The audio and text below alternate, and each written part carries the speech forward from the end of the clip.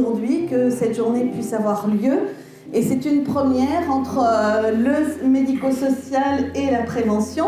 Si on arrive à sortir de là avec un regard beaucoup plus large de ce que la prévention peut amener. On sait que c'est par la prévention qu'on va améliorer l'état de santé de la population. Je suis un parent d'enfants vivant avec un handicap. J'ai eu 3 enfants. Dans ces 3 enfants, j'ai eu une fille, la plus belle du monde. Et après, j'ai eu un garçon qui s'appelle Romain. Et Romain s'est avéré être infirme moteur cérébral. Et puis, on nous avait dit qu'il fallait avoir un 3e enfant pour pas que ma fille soit seule avec Romain et qu'il n'y avait aucun risque de récidive. Nous avons décidé, après une lettre de l'hôpital nous disant qu'il n'y avait pas de risque, d'avoir un 3e enfant qui s'appelle Clément. Et Clément est comme Romain. Eh bien, ça a changé ma vie complètement. Et depuis la naissance de Romain, j'ai décidé de changer de vie et de m'occuper des personnes vivant avec un handicap. À chaque fois que je créais quelque chose, je me suis dit, il ne faut pas le faire que pour mes enfants, il faut le faire pour un maximum de gens.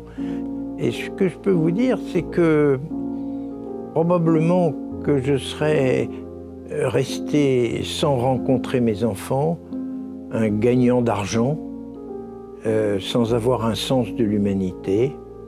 J'ai eu beaucoup de chance de rencontrer mes enfants, car ils m'ont probablement donné, tous les 3, une vision du monde complètement différente.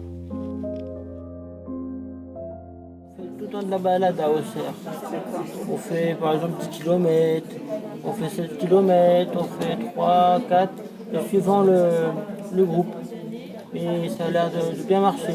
Et là, on est en train de monter un projet. À propos de la sensualité, comment on retrouve la complétude de son corps quand on l'a perdu, comment on la découvre quand on ne l'a jamais connue. Et on voit bien que pour le coup, ces questions sont valables pour tout être humain. Oui. Donc il faut arriver à parler librement de ces choses-là.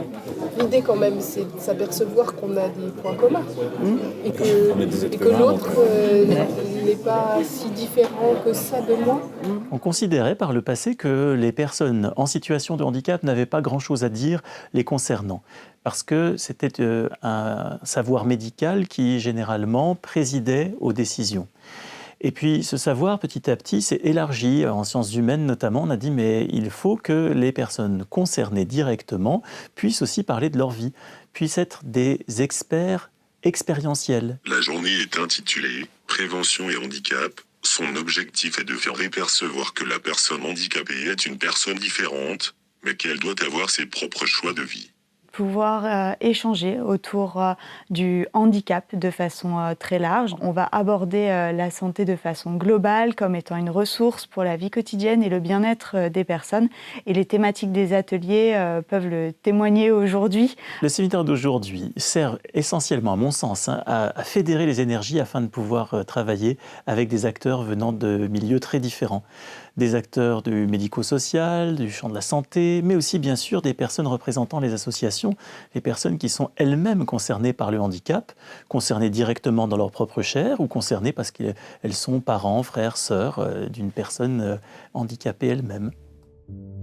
Quand on a monté ce projet, il semblait très important de mettre en place des journées de formation pour les professionnels. Comme tu disais, c'est pas non plus évident. Les professionnels ont aussi leur propre représentation et ce que tu viens de dire, il n'a pas sa place ici, alors que si, il a tout à fait sa place ici, mais quel accompagnement on lui offre parce que méconnaissance de la problématique. Donc voilà, on a vraiment mis ça en place dès le début. Et donc il a été identifié 2 éléments importants pour être en bonne santé, c'est garder une vie sociale et garder une activité physique. Et il se trouve que dans notre établissement, c'est 2 valeurs sûres. On a un programme de vie sociale où chaque demi-journée, il y a au moins 3-4 choses qui sont proposées aux résidents. Moi, j'ai pu participer à un des ateliers ce matin autour de la santé sexuelle, mais il y a d'autres thématiques qui sont autant de thématiques dans lesquelles finalement on peut partager les expériences entre les différentes personnes qui sont présentes autour de la table, avec un sujet commun. On voit toute la richesse du partage entre les personnes concernées, les personnes qui travaillent dans des établissements, les personnes qui peuvent travailler dans les secteurs sanitaires, parce qu'il y a un vrai cloisonnement encore aujourd'hui. Je suis atteinte de plusieurs troubles psychiques, donc je viens aujourd'hui pour donner mon expérience en tant que père aidant au sein du Conseil local de santé mentale. Donc je me sers de mes expériences personnelles pour aider une personne, donc un père, et répondre du coup à certaines problématiques qu'il peut rencontrer au cours de sa vie. On peut donner un peu nos tuyaux qu'on a pu mettre de côté, entre guillemets. Un accès aux soins prenant en compte les besoins et spécificités des personnes que nous accompagnons, des outils de communication. Par exemple, une personne en situation de polyhandicap, chez nous, quand elle mange, on a un sous-main qui dit précisément avec quoi elle mange, ce qu'elle peut manger, les textures qu'elle peut avoir, etc. C'est le genre d'outils où à l'hôpital, quand on arrive avec, pour l'instant, on nous jette. On leur demande, quand ils partent de leur séjour, de nous faire un questionnaire sur comment ils ont vécu les choses, qu'est-ce qui ne leur a pas été proposé, qu'est-ce qu'ils auraient besoin, qu'est-ce qu'on pourrait améliorer, avec l'idée de se dire, voilà, qu'est-ce qui marche marche pas, et comment on peut le faire aujourd'hui. C'est marrant parce que quand j'étais en rééducation, je me souviens avoir fait de la pérédance sans le savoir. Au niveau national, je dirais que tout le secteur du handicap est en évolution. Maintenant, il reste encore un gros chemin à parcourir. J'ai l'impression que l'avancée est encore sur le handicap physique, mais qu'on laisse encore un peu de côté ce qui ne se voit pas, c'est-à-dire le handicap psychique. Ça m'arrive des fois, quand on m'en parle, de dire « bah oui, moi aussi je suis handicapée ». Ben non, t'es sur tes deux jambes, qu'est-ce que tu racontes, t'as deux bras. Ben oui, t'es pas dans ma tête. Je pense que le Covid a mis un petit peu un coup de pied à la fourmilière. Les gens se sont rendus en fin de compte qu'en fait, on avait aussi une santé mentale et qu'il fallait en prendre autant soin que sa santé physique, quoi. Personnellement, je me sens bien incluse. Mais il existe toujours d'énormes freins à l'inclusion des personnes handicapées. Rien que l'inaccessibilité de la société française me met en rage. Je vous rappelle que la loi handicap de 2005 avait prévu l'accessibilité universelle pour 2015. Ces dernières années, tout de même, depuis la loi de 2005, il y a eu des efforts considérables qui ont été faits en France. Alors, on est encore très loin de ce que l'on appellerait l'inclusion. En vieillissement, tout le monde se retrouvera face à ces difficultés, pour ses parents d'abord, pour soi-même ensuite. Est-ce qu'on peut vraiment l'exclure de la société ? Même si on en avait l'intention, on ne pourrait pas. Celui-ci va, d'une manière ou d'une autre, nous rattraper. Donc il faut penser le handicap comme inclus, et par conséquent, inclure ces personnes dans la discussion. Il y a encore un gros travail à faire quand même là-dessus, sur le fait que les personnes en situation de handicap ou non, avec une déficience ou non, ont quand même la possibilité de choisir leurs soins, de choisir aussi de ne pas se soigner.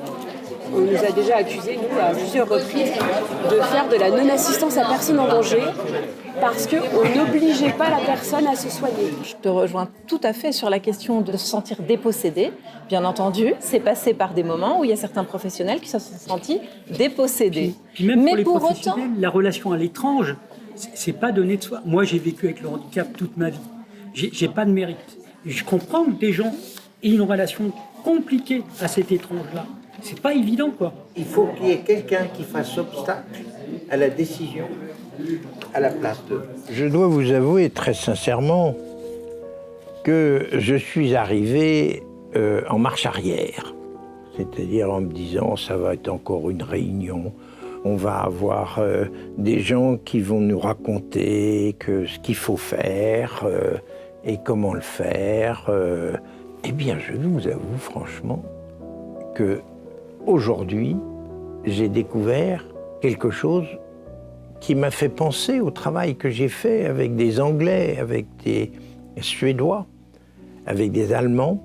Je crois que cette réunion donne envie à chaque professionnel qu'il y avait dans la salle, à chaque personne vivant avec un handicap, à chaque institution, d'avoir envie de faire et de s'adapter à la demande des personnes.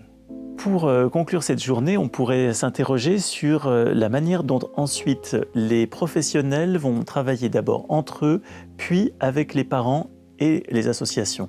S'il y a des acteurs dont la parole a moins de poids que celle des autres, alors en France, nous n'aurons pas véritablement avancé.